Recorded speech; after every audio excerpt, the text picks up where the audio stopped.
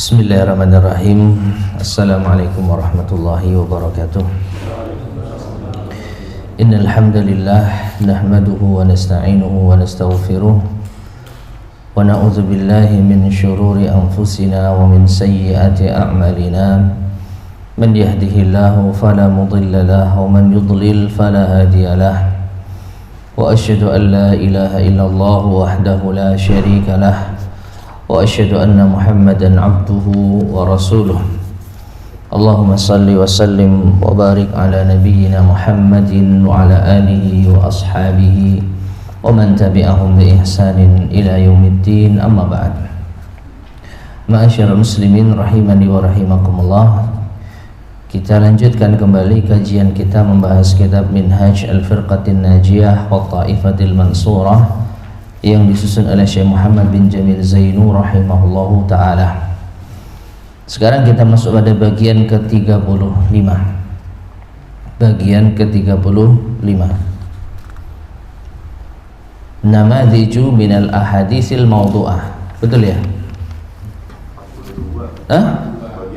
42. Taib, 42. Ini catatan lama ini. 42 contoh hadis-hadis yang maudhu, palsu. 42 contoh hadis-hadis yang palsu. Berkata al-mu'allif rahimahullah, yang pertama, innallaha qabada qabdatan min nurihi faqala laha kuni Muhammadan. Hadis maudhu, palsu. Apa itu? Sesungguhnya Allah telah menggenggam satu genggaman berupa cahaya darinya. Lalu Allah mengatakan kepada cahaya tersebut, jadilah engkau Muhammad. Ini yang kita kenal dengan Nur Muhammad, cahaya Muhammad. Jadi Allah Subhanahu wa ta'ala menciptakan Nabi kita Muhammad sallallahu alaihi wasallam dari cahaya. Menurut kandungan hadis yang palsu ini. Menurut kandungan hadis yang palsu ini. Maka ini menyelisihi keumuman dalil bahwasanya Allah telah menciptakan manusia dari apa? Tanah liat. Dari tanah liat, ya. Allah ciptakan manusia dari segumpal darah, kemudian menjadi daging dan seterusnya. Adapun di dalam hadis palsu ini, maka terkesan Nabi SAW diciptakan dari cahaya. Hadis yang kedua, awwalu ma khalaqallahu nura nabiyyika ya Jabir. Hal yang pertama kali Allah ciptakan adalah cahaya nabimu, wahai Jabir. Jadi ada hadis palsu yang menyebutkan bahwa Nabi mengatakan kepada sahabatnya Jabir bin Abdullah bahwa Allah menciptakan makhluknya pertama kali adalah Nur Muhammad, cahaya Nabi Muhammad sallallahu alaihi wasallam. Maka ini jelas menyelisihi dalil. Allah Subhanahu wa taala menciptakan pena. Lalu dengan pena itu Allah menulis catatan takdir. Maka Allah Subhanahu wa taala menciptakan langit dan seterusnya. Ya, jangankan Nabi kita Muhammad sallallahu alaihi wasallam, Nabi Adam saja belum ada sebelum Allah Subhanahu wa taala menciptakan langit dan bumi, kemudian pena. Jadi hadis palsu ini jelas menyelisih dalil. Kemudian yang ketiga, di antara hadis palsu adalah tawassalu bijahi. Diriwayatkan bahwa Nabi SAW mengatakan, bertawassullah kalian dengan kedudukanku. Maka ini bukan hanya palsu, tetapi apa? La aslalahu, tidak ada asal usulnya. Kemarin telah kita sebutkan ya, perbedaan antara hadis palsu dengan hadis yang la aslalahu. Hadis palsu itu ada riwayatnya, ada sanadnya, namun para perawinya bermasalah. Para perawinya tidak siqah, bahkan terindikasikan ada para perawi yang berdusta. Ada rawi yang berdusta. Ya, maka cukup hadis yang diriwayatkan itu masuk kategori hadis palsu. Adapun hadis la aslalahu, maka tidak ada riwayat yang bisa dilacak siapa imam yang mengeluarkan. Kalau hadis palsu kemungkinan besar masih ada imam yang mengeluarkan. Jadi para imam hanya mengumpulkan hadis dengan jalurnya. Nah, kemudian para ulama setelahnya yang memeriksa para perawi yang meriwayatkan hadis ini sahih tidak? Ya, kalau tidak sahih, apakah lemah atau bahkan dituduh berdusta yang menjadikan hadis tersebut palsu. Tapi ada riwayatnya, tercatat di dalam kitab-kitab hadis. Adapun hadis la aslalahu, maka tidak ada asal usulnya di dalam kitab induk hadis. Meskipun beredar di kitab-kitab fikih misalkan, yang kita jadikan acuan kitab induk hadis, Bukhari, Muslim, Abu Dawud, Tirmizi, Nasai, Ibnu Majah, Musnad Imam Ahmad, Al-Baihaqi, Ad-Darimi, Ad-Daruqutni, yang sangat dikenal, itu kitab induk hadis. Kalau hadis tersebut tercantum di kitab-kitab induk tersebut, maka bisa dilacak. Ya, nanti akan ditentukan apakah hadis ini sahih atau dhaif, atau bahkan yang paling minimal maudhu, palsu. Tapi kalau la aslalahu, ini tidak bisa dilacak di kitab induk hadis karena nggak ada. Meskipun mungkin tersebar di kitab-kitab fikih ataupun kitab-kitab masalah adab dan akhlak dan lain sebagainya. Nah, tawassalu bijahi ini menyelisihi yaitu syariat Islam, bahwa bertawassul yang diperbolehkan itu hanya 3.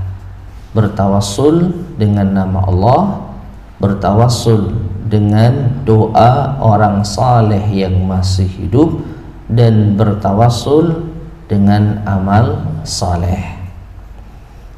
Adapun bertawassul dengan kedudukan Nabi SAW, maka tidak pernah dicontohkan oleh Nabi SAW dan tidak pernah diajarkan oleh Nabi SAW. Bahkan ada riwayat yang mengisyaratkan hal tersebut justru ditentang oleh Nabi SAW. Beliau ketika disebutkan atas kehendak Allah dan kehendakmu, itu saja beliau marah karena menjadikan dirinya sebagai tandingan bagi Allah Subhanahu wa taala. Qul ma sya'allahu, cukup katakan masya Allah, terjadi atas kehendak Allah saja.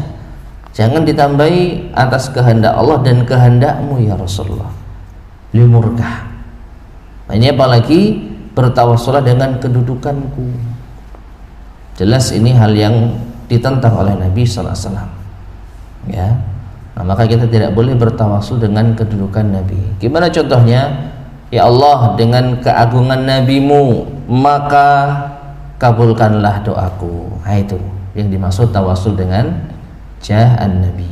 Tayyib.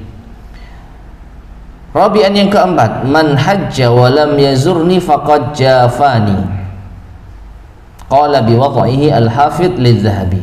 Ya, hadis yang dinilai palsu oleh Imam Adz-Dzahabi. Apa itu? Siapa yang berhaji namun tidak menziarahiku, tidak mengunjungiku, maka sungguh ia telah bersikap kasar kepadaku. Ya. Jadi siapa yang haji tetapi tidak datang ke kota Nabi, maka dia telah berbuat kurang ajar kepada Nabi. Maka ini hadis yang palsu. Karena apa? Ziarah ke kota Nabi SAW tidak ada hubungannya dengan ibadah apa? Haji. Haji itu ya hanya terkait dengan amalan-amalan yang dilakukan di kota Mekah dan sekitarnya. Ya, umroh dan haji itu hanya ada di Masjidil Haram, di Ka'bah dan masyair, di Arafah, Muzdalifah, Mina, hanya di situ saja.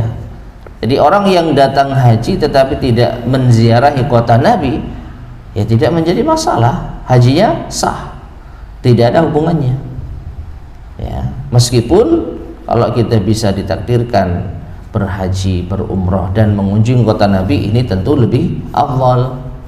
Tapi apakah ini mempengaruhi keabsahan haji dan umrohnya? Jawabannya tidak. Ya, maka orang yang mungkin hanya sempat berumroh saja namun tidak ziarah ke kota Nabi, maka dia tidak berdosa, tidak dianggap kurang ajar kepada Nabi SAW. Kemudian yang kelima di antara hadis palsu, al-kalamu fil masjidi ya'kulul hasanat kama ta'kulun narul hatab. Bicara di masjid itu bisa memakan kebaikan-kebaikan sebagaimana api melahap kayu bakar. Qala al-Hafidz al-Iraqi la asla lahu. Al-Hafidz al-Iraqi mengatakan hadis ini tidak ada asal usulnya. Mungkin niatnya baik jemaah, supaya orang nggak ngobrol di mana? Di masjid. Ya, diancamlah dengan hadis ini. Nabi bersabda, siapa yang bicara di masjid maka kebaikannya akan habis sebagaimana api itu melahap habis kayu-kayu bakar. Ya, orang jadi apa? Takut ngobrol. Niatnya mungkin baik, namun niat yang baik kalau caranya salah tetap salah. Ya, bahkan mempalsukan hadis dengan tujuan yang baik, dosanya lebih berat memalsukan apa? Hadis daripada ngobrol di masjid. Ngobrol di masjid dalam perkara-perkara yang mubah boleh, dalam perkara-perkara yang bermanfaat bagus.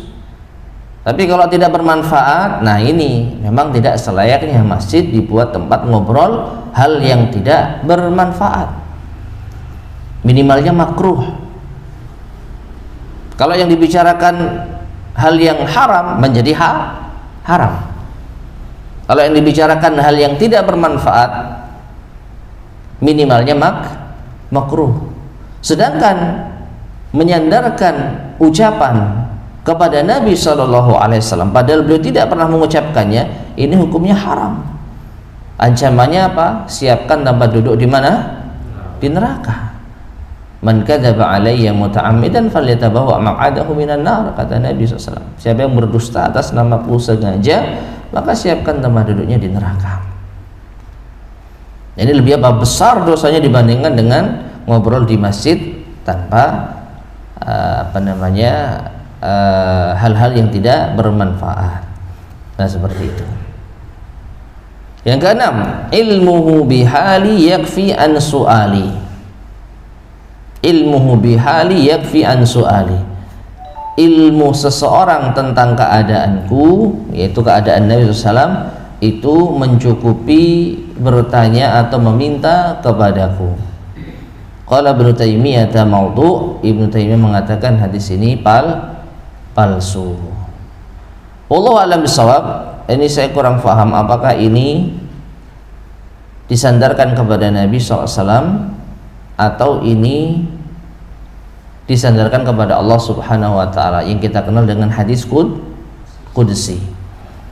Ya, sepertinya ini hadis qudsi. Jadi Allah berfirman, ilmuhu bihali, pengetahuan hamba terhadap keadaanku, yakfi an su'ali, itu cukup, mencukupi dari meminta kepadaku. Allahu a'lam bishawab. Ya, yang penting hadis ini apa?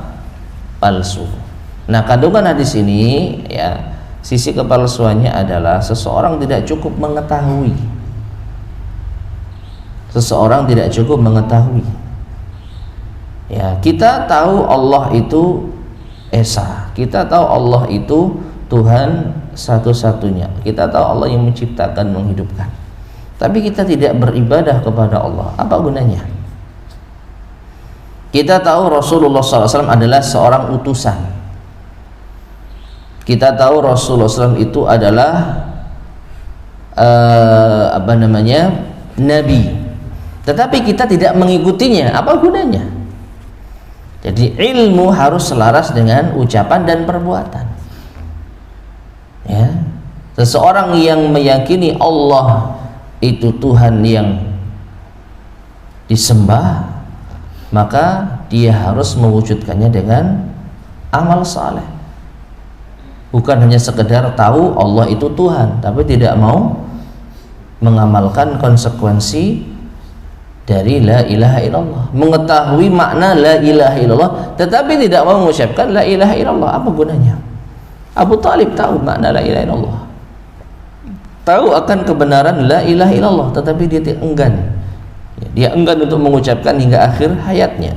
Apakah itu bermanfaat? Jawabannya tidak. Tidak akan bisa memberi manfaat dari azab Allah Subhanahu wa ta'ala. Baik, kemudian yang ke-7. Nah, ini yang ke-7 ini mungkin sering dengar kita. Apa itu? Hubbul watani minal iman.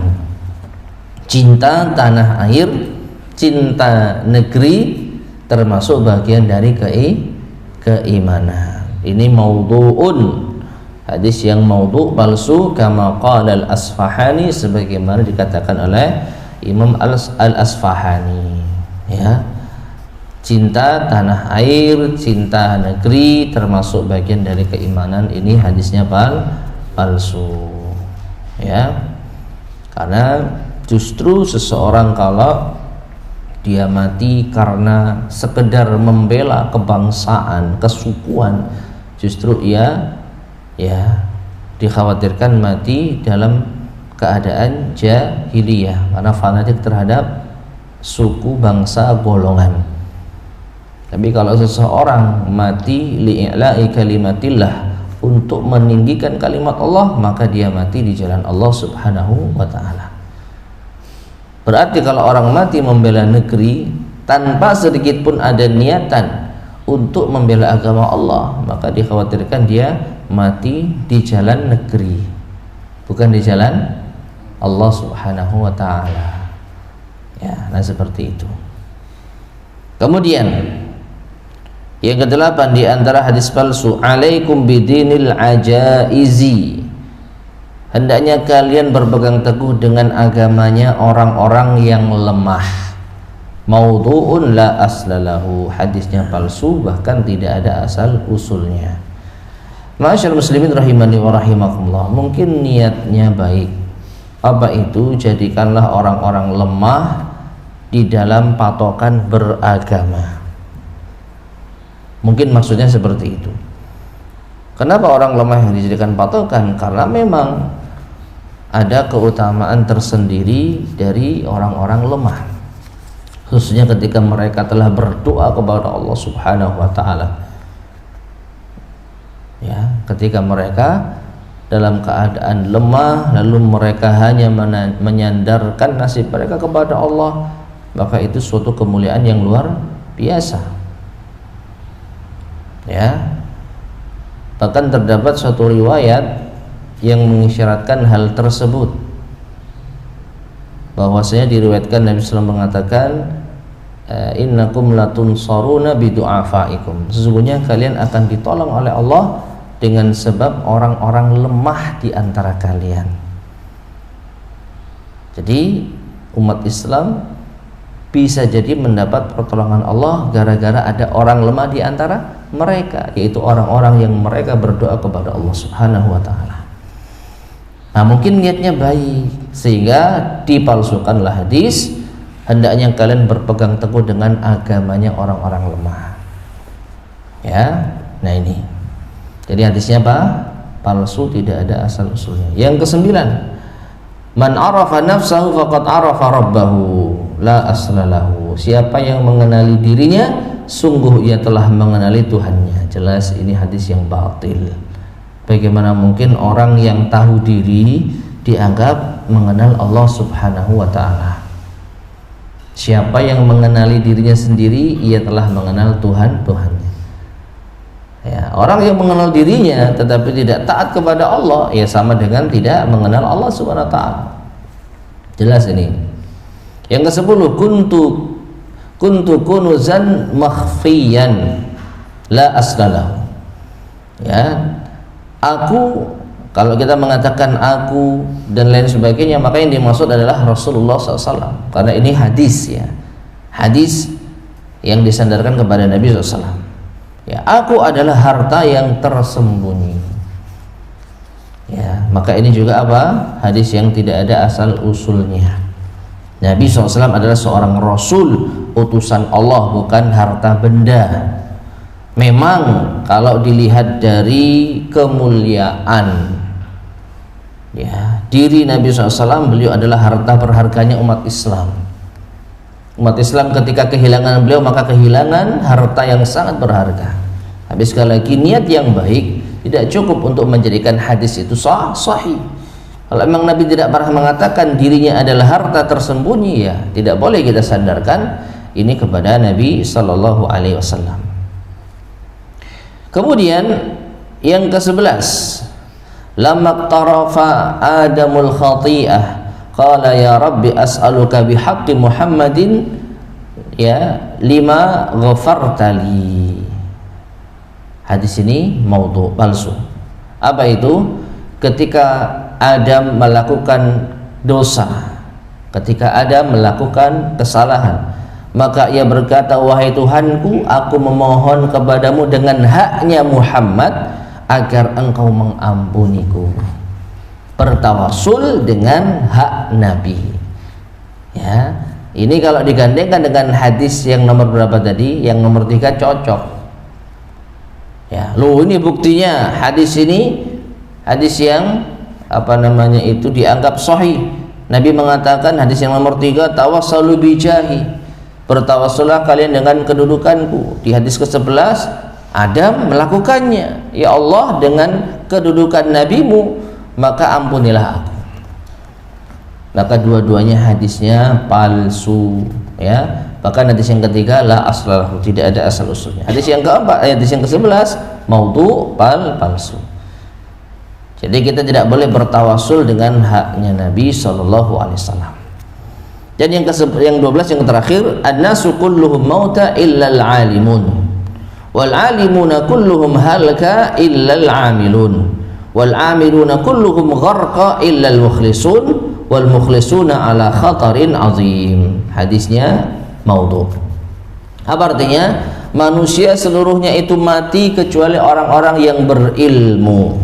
Orang-orang yang berilmu seluruhnya itu binasa kecuali orang-orang yang beramal. Orang-orang yang beramal seluruhnya tenggelam kecuali orang-orang yang ikhlas, dan orang-orang yang ikhlas mereka berada dalam kedudukan yang agung. Ma'asyarul muslimin rahimani wa rahimakumullah. Makna hadis ini dalam. Makna hadis ini kalau kita perhatikan ada sisi positifnya. Apa itu? Intinya adalah orang-orang yang ikhlas mereka adalah orang-orang yang agung, orang-orang yang memiliki kedudukan yang mulia. Ya. Namun orang-orang yang tidak ikhlas, meskipun mereka beramal, maka mereka adalah orang-orang yang tenggelam. Maksudnya mereka orang-orang yang tidak selamat. Orang-orang yang orang-orang yang beramal, ya, orang-orang yang tidak beramal tetapi berilmu, ya, mereka punya ilmu tapi nggak diamalkan, mereka orang-orang yang binasa. Dan orang-orang yang tidak memiliki ilmu sama sekali, mereka orang-orang yang mati. Ini dalam ini maknanya. Ya, jadi tingkatan manusia ditinjau dari hadis yang palsu ini. Yang pertama, orang yang tidak memiliki ilmu. Ini paling dasar, ibaratnya orang mati. Di atasnya orang yang berilmu tapi tidak beramal. Tapi ini juga masih masuk kategori binasa. Di atasnya lagi orang yang beramal tetapi tidak ikhlas. Ini orang yang gharqa, tenggelam. Dan yang paling tinggi orang-orang yang memiliki kedudukan mulia adalah orang-orang yang beramal dan ikhlas. Ya, jadi makna di sini dalam. Tetapi sekali lagi, kalau itu bukan sabda Nabi, jangan sekali-kali kita sandarkan ini kepada Nabi SAW. Cukuplah kita sampaikan hadis innamal a'malu binniyat. Ya, sesungguhnya amalan itu tergantung niatnya. Keutamaan ikhlas dalam beramal, ancaman bagi orang-orang yang tidak ikhlas, sudah cukup. Hadis-hadis yang sahih itu tersedia, ya. Jadi tidak boleh bagi kita untuk mengamalkan dan menyebarkan hadis-hadis yang palsu. Kalau kita yang menyandarkan, maka kita terancam apa itu menyiapkan tempat di neraka, ya. Maka kita tidak boleh menyebarkan hadis-hadis palsu dan tidak ada asal usulnya. Wallahu a'lam bishawab. Tapi berikutnya kita masuk pada bagian ke-43. Kaifa nazurul kuburah. Bagaimana kita itu berziarah kubur. Qala sallallahu alaihi wasallam, Rasulullah SAW bersabda, inni kuntu nahaitukum an ziyaratil kubur fazuruha litudzakirukum ziyaratuha khairah. Sesungguhnya aku melarang kalian dari berziarah kubur, kata Nabi SAW. Ya, namun sekarang ziarahilah kuburan, karena menziarahinya itu bisa mengingatkan kalian pada kebaikan. Hadis sahih riwayat Imam Ahmad. Dalam riwayat yang lain, fazuruha fa innaha tudzakirul maut. Fa innaha tudzakirul akhirah. Ziarahilah kuburan karena itu bisa mengingat apa? Kematian, bisa mengingat akhirat. Nah, jadi kesimpulannya ziarah kubur itu boleh, bahkan disyariatkan. Dulu memang dilarang. Dulu memang dilarang, namun sekarang dianjurkan, disyariatkan dengan tujuan untuk mengingat kematian. Makanya di sini akan dibahas hal-hal yang berkaitan dengan ziarah kubur. Yang pertama, yusannul salamu 'alal amwati wad du'a ilahum indad dukhul. Disunnahkan mengucapkan salam kepada orang-orang yang mati dan mendoakan mereka tatkala masuk kuburan. Perhatikan ya, ad-du'a'u lahum, mendoakan mereka, bukan berdoa kepada mereka, ya, tapi mendoakan mereka. Faqad 'allama ar-rasulu ashabahu an yaqulu. Sungguh Rasulullah sallallahu alaihi wasallam telah mengajarkan para sahabatnya untuk mengucapkan assalamualaikum ahlad diyar minal mu'minin wa inna insyaallahu bikum lahikun as'alullaha lana wa lakumul afiyah ay minal azab. Rawahu Muslim. Hadis riwayat Imam Muslim. Ya. Di antara doa yang diajarkan Nabi SAW maknanya, semoga keselamatan bagi kalian wahai penduduk kuburan, penduduk negeri akhirat, dari kalangan orang-orang yang beriman. Sesungguhnya kami insya Allah akan menyusul kalian. Aku memohon kepada kami dan kalian al-afiyah, keselamatan. Nah, ini dibaca ketika kita memasuki atau menziarahi kuburan. Ini doa kebaikan untuk penghuni kubur, bukan berdoa kepada penghuni kubur. Mintanya kepada siapa kita? Allah. Assalamualaikum, semoga keselamatan bagi kalian. Tsaniyan, yang kedua, adamul julusi 'alal qabri wa adamu wat'ihi. Tidak boleh duduk di atas kuburan dan tidak boleh menginjaknya semampu mungkin. Maksudnya bagaimana? Ada kuburan itu yang jalannya itu tidak jelas. Jadi betul-betul penataannya itu semerawut. Jadi tidak dibuatkan jalur untuk jalan, kemudian untuk lokasi yang bisa dikuburkan jenazah gitu ya. Sehingga apa? Terkadang kita kesulitan. ya untuk melangkah. Loh, ini kuburan, tengah-tengahnya antara nisan dan nisan gitu, wah ini kuburan. Padahal ya kita mau melangkah dan yang memungkinkan di lokasi tersebut ya. Adapun kalau memang tidak sengaja, insya Allah tidak mengapa ya. Tapi kalau sengaja, ini tidak boleh. Liqaulihi sallallahu alaihi wasallam, berdasarkan sabda Rasulullah SAW, la tusallu ilal qubur wa la tajlisu 'alaiha. Hadis riwayat Imam Muslim. Janganlah kalian salat menghadap kuburan dan janganlah kalian duduk di atasnya. Jangan salat menghadap kuburan, ini pembahasan yang sangat panjang. Pernah kita bahas satu sesi kajian ya, mengambil faidah dari kitab yang disusun oleh Al-Ustadz Muhammad Ali hafizahullah ta'ala ya, sudah pernah kita bahas ya, menjadikan menjadikan kuburan sebagai masjid atau sebaliknya itu ya. Jadi ada tinjauan dari segi akidah dan fikih ya. Nah, ini hadisnya, di antara hadis yang menunjukkan larangan salat menghadap kuburan. Taib. Salisan yang ketiga, wa adamut tawafi haulal qabri biniyati taqarrub. Dilarang tawaf keliling di sekitar kuburan dengan niat mendekatkan diri kepada Allah. Liqaulih ta'ala, dalilnya adalah firman Allah Ta'ala, wal yatawafu bil baitil atiq. Hendaknya mereka tawaf di rumah Allah yang telah lama, yaitu di Masjidil Haram, di Ka'bah. Satu-satunya tempat tawaf untuk ibadah adalah Ka'bah al-Musyarrafah ya.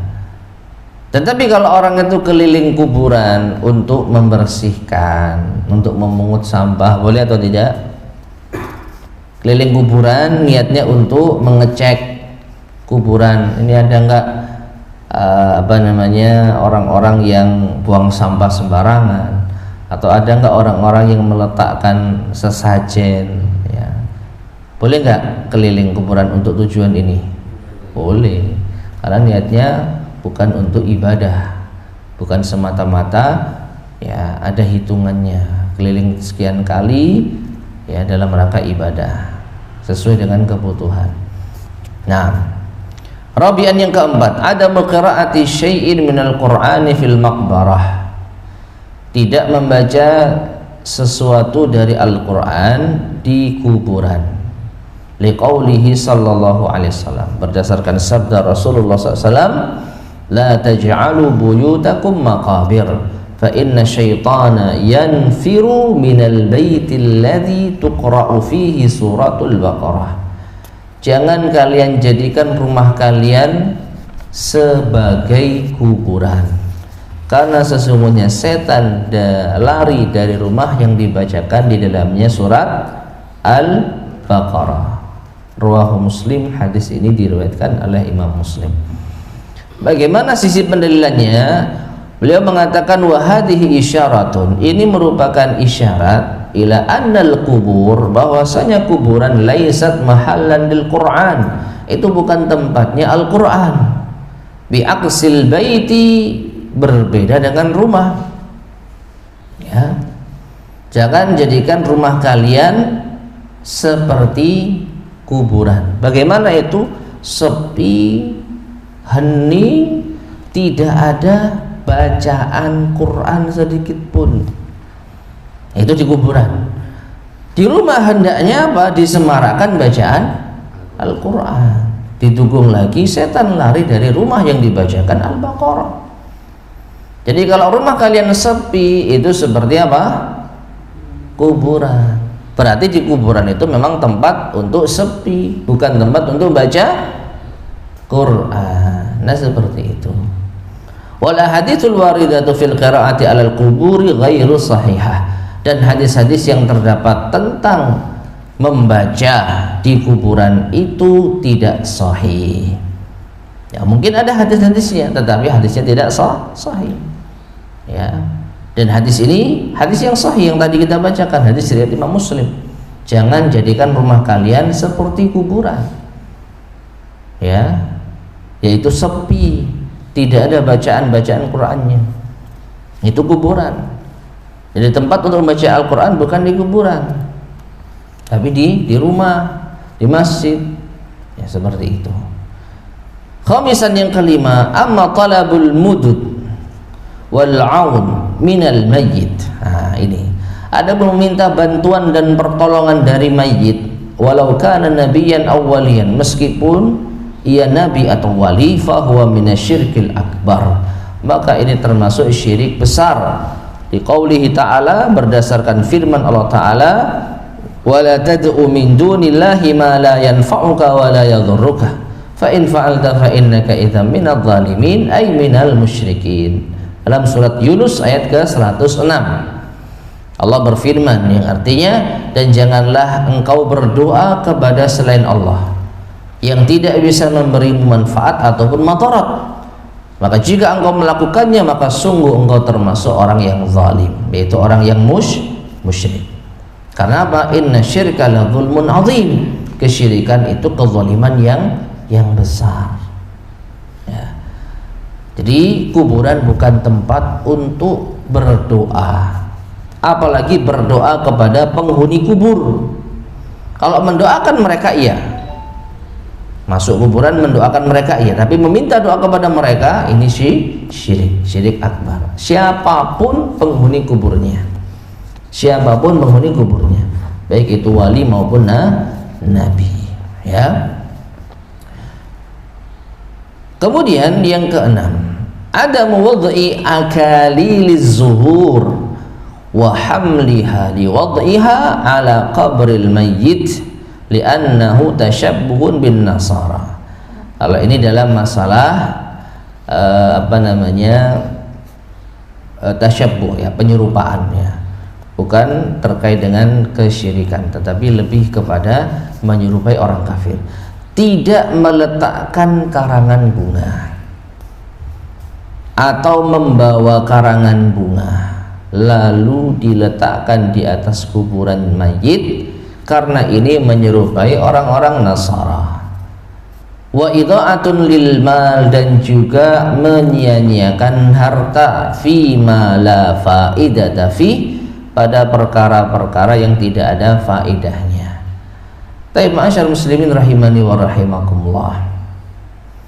Di sini ada dua hal, ya, yang saya pahami. Tidak meletakkan karangan bunga, maksudnya tidak membuat karangan bunga, itu yang pertama. Yang kedua, tidak pula membawanya dan meletakkannya di kuburan. Maknanya, baik itu sekedar membuat lalu diletakkan di rumah, atau dibuat lalu diletakkan di kuburan, maka sama-sama, ya, harus ditinggalkan. Kenapa? Karena ini bentuk menyia-nyiakan harta. Sekarang ada WA, kan WA cukup. Kami PT ini turut berbelasungkawa atas wafatnya fulan, semoga keluarga yang ditinggalkan, ya, bersabar, dan semoga yang meninggal dunia diampuni dosa-dosanya, diangkat derajatnya. Kirim, selesai, dibaca sama keluarga mayit, alhamdulillah didoakan, dan cukup ini, ya. Tapi kalau diletakkan karangan bunga, ya, ini memang apa istilahnya itu, menunjukkan bela sungkawa yang ditampakkan, kan gitu. Oh, jadi orang ini relasinya nggak main-main. Wah, ini musim bela sungkawa, ini musim bela sungkawa. Nah, ini apakah bermanfaat untuk mayit? Nah, ya. Adapun pihak keluarga yang nggak bisa berbuat apa-apa, dikirim itu, justru mungkin, ya, justru akan merepotkan. Segitu banyaknya kayu gitu, nanti yang bersihkan siapa, ya, bisa jadi justru memberatkan mereka. Nah, jadi sebenarnya tidak ada manfaatnya kalau mau mengucapkan, ya, secara langsung datangi, atau lewat WA kalau nggak bisa datang, ya. Walau utiyal mablaghu lil fuqara, seandainya biaya membuat karangan bunga tadi itu diwujudkan berupa uang ataupun harta untuk orang-orang fakir, shadaqatan lil mayyit, lalu disedekahkan atas nama mayyit, lastafadal mayyitu wal fuqara, maka mayyit akan mendapatkan faedah, demikian pula orang-orang fakir. Ya. Dan ini insya Allah diantara hal yang diperbolehkan, ya, meskipun ada perbedaan di kalangan para ulama. Sedekah atas nama mayit itu bagaimana hukumnya? Yang sahih boleh. Jadi orang bersedekah, ya, namun diniatkan pahalanya untuk mayit, ini boleh. Nah, seandainya biaya pembuatan karangan bunga itu diwujudkan dalam bentuk harta, lalu disedekahkan kepada orang-orang yang membutuhkan, atau diserahkan kepada pihak yang tertimpa musibah, maka ini jauh lebih bermanfaat insya Allah. Namun poin utamanya di sini ada bentuk penyerupaan terhadap orang-orang Nasara, ya. Sedangkan Nabi SAW mengatakan, man tasyabbaha biqaumin fahuwa minhum. Siapa yang menyerupai suatu kaum maka ia termasuk golongan mereka. Ya, dan setahu saya itu sudah menjadi kebiasaan mereka. Ya, sekarang diadopsi oleh sebagian kaum muslimin. Taib, yang ketujuh, yang terakhir, la yajuzul bina'u 'alal qabri. Tidak boleh membangun kuburan, ya, meninggikan kuburan. Au kitabatu syai'in minal Qur'an, atau menulis sesuatu berupa Al-Qur'an, au syi'ri alaih, atau menuliskan syair di kuburan, linnahyil waridi fil hadis, berdasarkan larangan yang terdapat di dalam hadis.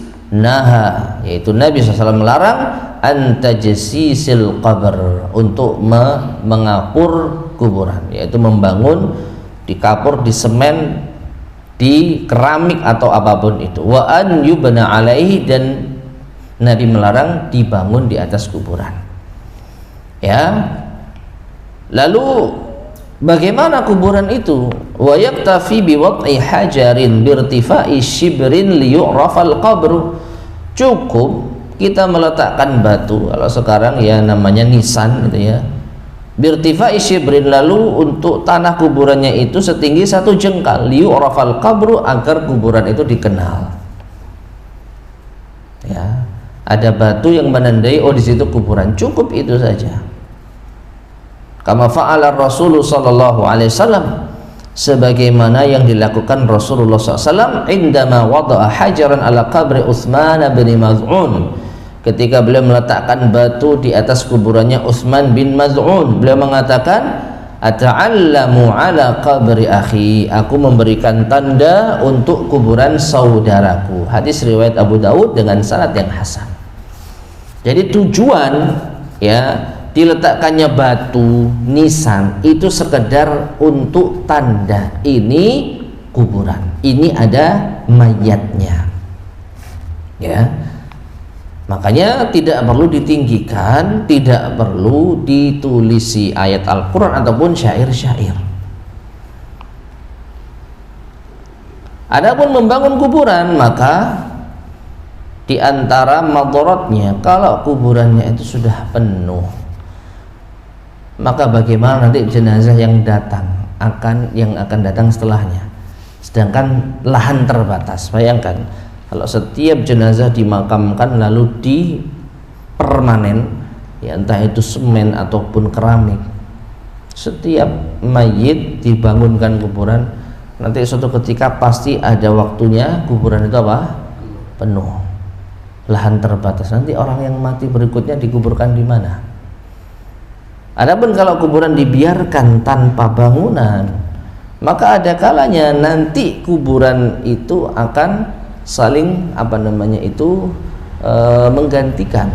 Jadi kuburan yang sudah lama itu nanti dipakai lagi untuk mayit yang baru, tidak apa-apa, ya. Nanti kalau ternyata ditemukan ada tulangnya, ya ini dimasukkan lagi bersama dengan jenazah mayit yang baru. Nah, begitu seterusnya. Jadi kuburan itu tidak penuh. Insya Allah masih bisa menampung kaum muslimin dengan berbagai macam generasi. Ya, yang baru ya tentu tidak langsung dibongkar atau langsung digali. Nanti ketika sudah penuh yang sini, yang sana sudah mulai usang, nah di sana bisa dipakai untuk apa? Jenazah baru. Meskipun di situ pernah ada apa? Jenazah lama. Ya, seiring dengan berjalannya waktu, ya maka tempat itu masih bisa digunakan untuk jenazah yang baru. Nah, ini terkait dengan apa? Hal-hal seputar kuburan. Nah, jadi ma'asyar muslimin rahimani wa rahimakumullah, kesimpulannya menziarahi kuburan itu diperbolehkan dengan niat mengingat kematian. Lalu ketika kita masuk kuburan, maka ada adab-adab yang harus kita lakukan. Mendoakan yaitu kaum muslimin yang telah meninggal dunia. Ini yang harusnya kita lakukan. Adapun meminta doa kepada mereka, membaca Al-Quran, sholat di kuburan, ya tidak boleh kecuali sholat jenazah ketinggalan. Ini pengecualian ya. Sholat jenazah ketinggalan boleh di kuburan. Toh itu tidak pakai rukuk dan sujud. Tidak pakai rukuk dan sujud. Ya. Nah, ini ma'asyar muslimin rahimani wa rahimakumullah yang bisa kita sampaikan pada kesempatan di malam hari ini. Insyaallah kurang satu pertemuan ya. Dua bab atau dua bagian, bagian keempat, 4 dan 45 ya. Tinggal 2 ya. Baik, insyaallah akan kita lanjutkan pada kesempatan berikutnya biidznillah subhanahu wa ta'ala. Baik, ma'asyar muslimin rahimani wa rahimakumullah, ini yang bisa kita sampaikan pada kesempatan di malam hari ini. Ya, sebelum kita akhiri, barangkali ada yang tanyakan, tafadhol silakan. Ya. Untuk hadis maudhu ini kalau kita lakuin apakah berdosa? Hadis maudhu, ya. Seperti contoh kalau di buku ini sampai 14 Ustaz. Ada 14. Ah, yang ke-13 apa itu? Ada yang terakhir, ini yang mau saya tanya yang terakhir. Ya, yang kalian carilah ilmu meskipun sampai ke negeri Cina. Kalau kita lakuin ini kita dosa nggak? Kuliah ke Cina ya. Sebentar. Kalau itu disandarkan kepada Nabi SAW, maka yang dimaksud ilmu apapun itu adalah ilmu agama. Ilmu agama. Kalau kita niat cari ilmu agama ke Cina, ini jelas salah kaprah. Loh, kita mencari ilmu dunia. Loh, kalau itu disandarkan kepada Nabi, maka itu bukan masalah dunia. Ya, tapi kalau kita belajar ke Cina tanpa ada hubungannya dengan hadis ini, dan kebetulan di sana ada bidang ilmu yang kita butuhkan dan tidak haram, tidak ada masalah. Ya, tidak ada masalah. Tapi jangan dikaitkan dengan hadis ini. Jangan jadikan hadisnya sebagai motivasi. Ya, saya mau belajar ilmu apa gitu. Ini ada negara-negara yang memiliki fasilitas, ada Amerika, ada Cina, ada Jerman, ada Jepang.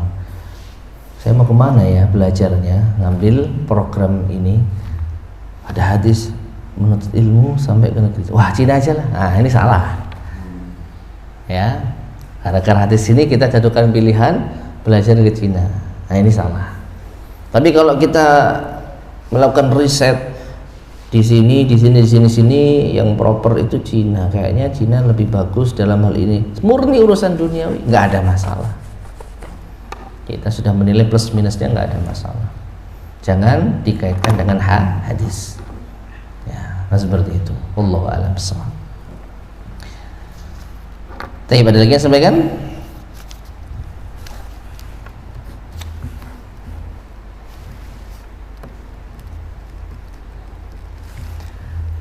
Tidak ada?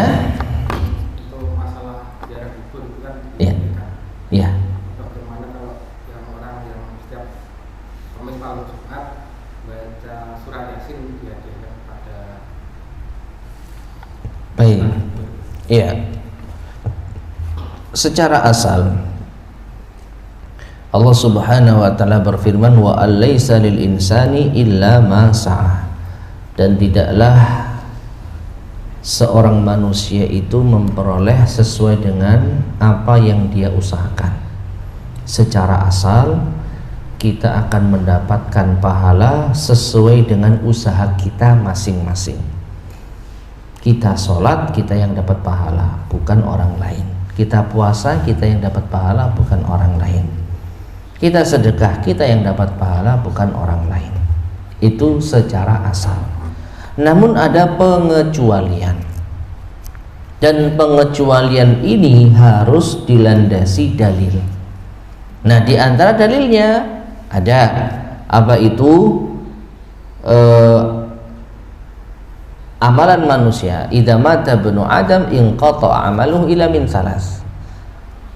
Ya. Apabila manusia anak Adam meninggal dunia, terputus amalnya, sudah nggak bisa lagi beramal kecuali 3 perkara. Sedekah jariyah. Kita sedekah, lalu sedekah ini ternyata bermanfaat setelah kita meninggal, maka pahala terus mengalir. Ya, gara-gara orang memanfaatkan sedekah kita, kita dapat pahala. Au ilmin yuntafa'u bih, atau ilmu yang bermanfaat. Kita ngajarkan Quran kepada seorang anak, lalu kita meninggal dunia, ya, tapi hasil pengajaran kita itu diamalkan oleh anak tersebut selama dia membaca Quran, bahkan mungkin menjadi pengajar Quran, maka kita akan mendapat aliran pahala. Yang beramal dia, yang dapat pahala kita, gara-gara apa? Ilmu yang bermanfaat. Awaladin salihin yad'ulah, yang ketiga, atau anak soleh yang mendoakan orang tuanya. Ya, anak yang beramal, orang tua dapat pahala. Ya, jadi di antara penjelasan para ulama terkait dengan ayat yang tadi saya bacakan, wa allaisa lil insani illa ma sa'a, manusia tidak akan memperoleh sesuatu kecuali atas hasil usahanya. Lalu bagaimana dengan anak ini? Anak yang soleh, dia beramal, kenapa ayahnya dapat pahala? Karena anak itu hasil dari orang tua. Orang tua berupaya, ya, dengan melakukan pernikahan, lalu dengan menghasilkan anak, dan anak ini adalah hasil usaha orang tua. Jadi orang tua berhak mendapatkan aliran pahala dari amalan si anak.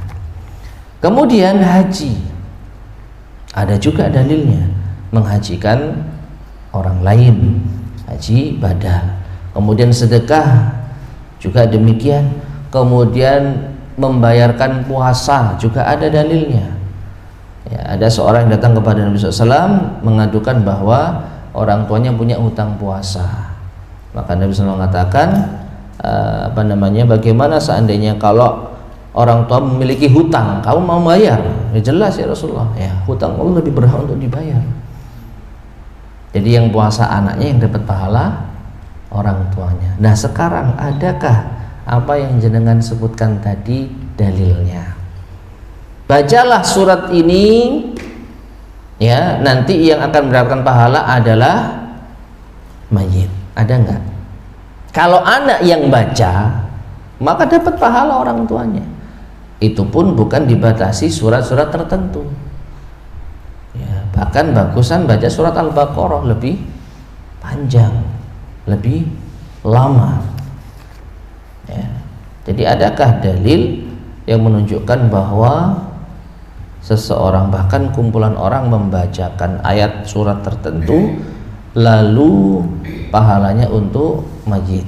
Kalau ada dalilnya kita amalkan, tapi kalau tidak ada maka lebih baik kita tinggalkan. Nah, seperti itu.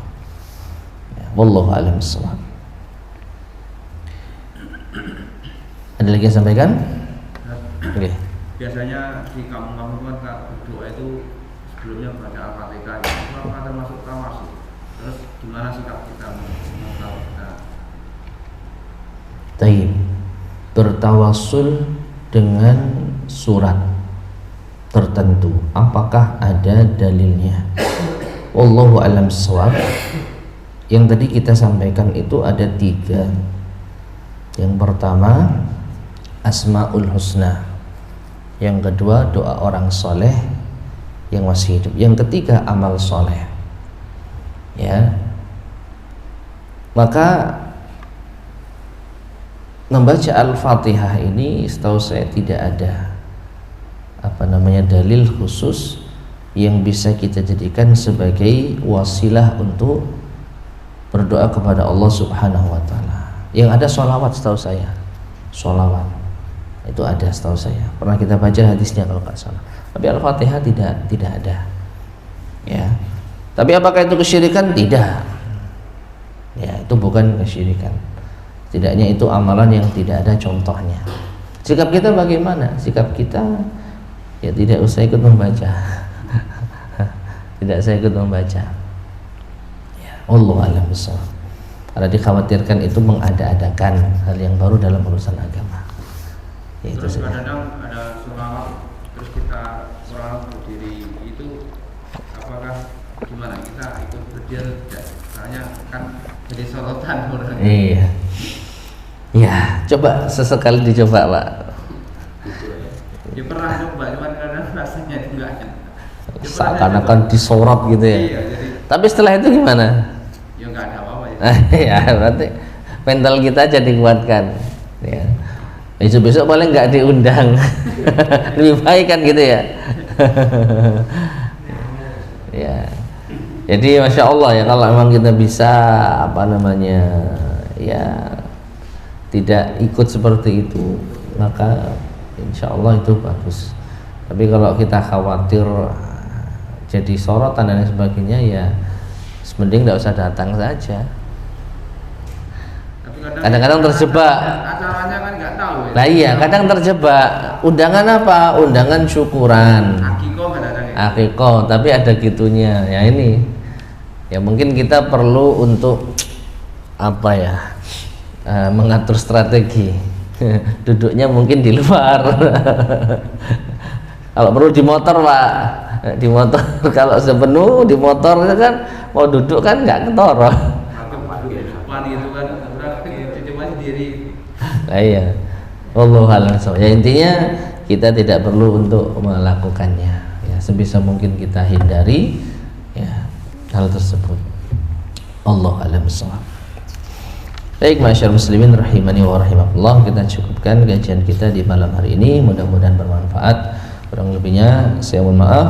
Subhanakallahumma bihamdika asyhadu an la ilaha illa anta astaghfiruka wa atubu ilaik. Walhamdulillahirabbil alamin. Assalamualaikum warahmatullahi wabarakatuh.